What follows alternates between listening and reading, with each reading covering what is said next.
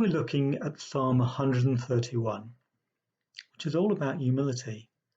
And talking about humility, let me tell you the story of a rather pompous bishop who was visiting a town and had to stay at the local inn. He had an early start the next morning, so he asked for an early morning call. The landlord dutifully rose early, and he also roused his young son and asked him to get the bishop up while he made the bishop's breakfast. Now, this lad was a good-hearted lad, but he had a tendency to get everything wrong. So his father carefully coached him to knock respectfully on the door and say clearly, "It's the lad, my lord. It's time to get up." His father went through this several times, and only when he was certain that the son had grasped it did he send him upstairs to announce that it was morning to the bishop. So the lad bounded upstairs full of his important task, but unfortunately he got it wrong again, and instead of knocking respectfully on the door and saying, "It's the lad, my lord, it's time to get up," he hammered on the door and announced in booming tones, "It's the Lord, my lad, your time is up." Well, the bishop got a reminder that morning that any importance he had in this world vanished once in the presence of God. But that's how it should be for all of us, every day of our lives. Christians of all people should be humble people because we should live in an awareness of the presence of God. Psalm 131 describes a very healthy mindset for the person who wants to walk with God. It calls for that person to not concern themselves with big issues, but to simply be close to God, as a really young child is with its mother. That rings a bell, doesn't it? Because in Matthew 18 we read that at that time the disciples came to Jesus and asked him, "Who is the greatest in the kingdom of heaven?" He called a little child and had him stand among them, and he said, "I tell you the truth, unless you change and become like little children, you will never enter the kingdom of heaven. Therefore, whoever humbles himself like this child is the greatest in the kingdom of heaven." Humility is a state of heart and mind that God really values. James 4 verse 6 says, "God opposes the proud, but gives grace to the humble." Well, I want to receive God's grace, and I really want to be close to him. And somehow humility and closeness to God always seem to go hand in hand. Perhaps your experience is different, but I've never yet met a proud Christian who seemed close to Jesus. Yet every truly humble Christian I've met has been full of Jesus and simply overflowing with love and joy. Humility brings us closer to God and to others. But the opposite of humility, pride, pushes us away from God and away from others. Pride always means enmity. It is enmity. By its nature, pride is competitive. The proud person is always comparing, always looking to have more or to be more than everyone else.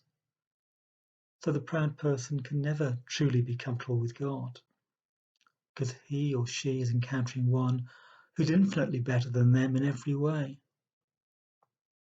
It's telling that pride was the devil's original sin. He was jealous of God and refused to stay in a right relationship with him. He fell through pride. Pride inevitably separates us from God. It's spiritual cancer. It kills our spiritual life. So how can we turn away from pride and achieve this heart of humility that God values and that's so good for us? Can I make 3 suggestions? 1, ask God to develop this attitude in you.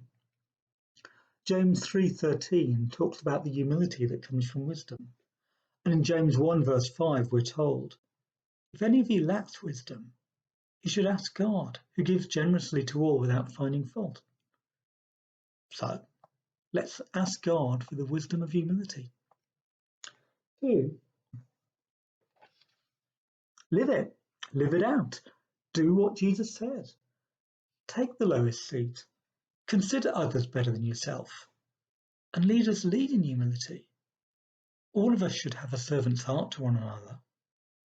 So, if you want to grow in humility, if you want the attitude that Jesus had, if you want to be more like Jesus, then simply live each moment as Jesus told you to live. Be humble in your deeds, and before you know it, you'll be humble in your heart.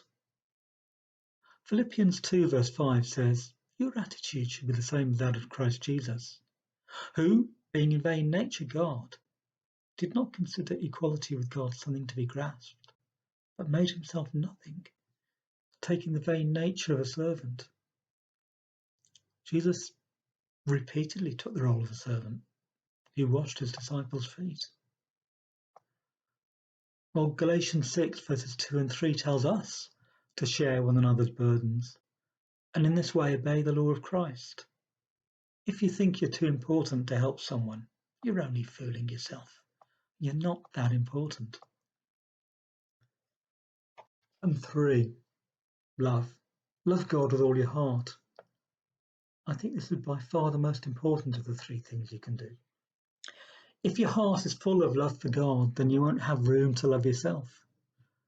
I think that's one of the meanings of the verse, for you are dead, and your life is hid with Christ in God. Colossians 3 verse 3. My brother-in-law is an undertaker, and he can tell you that dead men and women don't care what you say to them. They don't care what you do to them. They're beyond that. And we too, if we're serious about growing in God, serious about becoming more like Jesus, we must become dead to ourselves, dead to this world, dead to our reputation, dead to our pride. And we do that by being so in love with Jesus that we just forget about all those things. They seem like nothing to us. There's one last thing, but I think we should remember. God promises to exalt those who humble themselves and to humble those who exalt themselves. Matthew 23 verse 12. For whoever exalts himself will be humbled, and whoever humbles himself will be exalted. It's another of those great reversals that God delights in. The first shall be last, and the last first. And I think that those who walk most in humility in this life will find themselves, to their surprise, exalted in the next. Thanks, friends. Bye-bye.